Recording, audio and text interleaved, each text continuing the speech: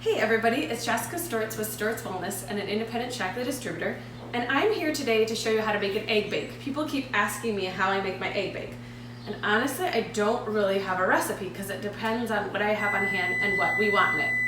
That was just the oven preheating. So I had some leftover onion, green pepper, and mushroom chopped.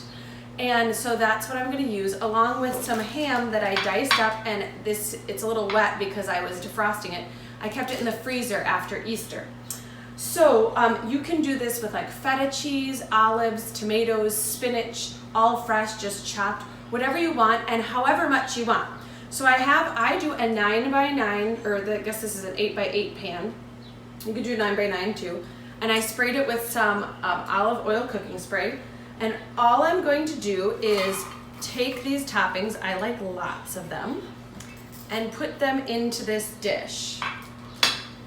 And then I'm gonna sprinkle my ham and kind of evenly distribute it. I always put the toppings on the bottom. And then I'm gonna sprinkle some cheddar cheese over all of that.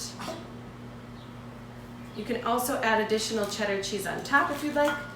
In this one, I have a dozen eggs, salt, pepper, and a little bit of milk that I mix up. And all I do is I pour that over my egg bake, and I pop it in the oven at 350 or 375. Usually I do 350, and then when I get impatient towards the end, I bump it up to 375. But it takes 40 minutes to 60 minutes depending on your oven. So pretty simple, easy to do, and that's it.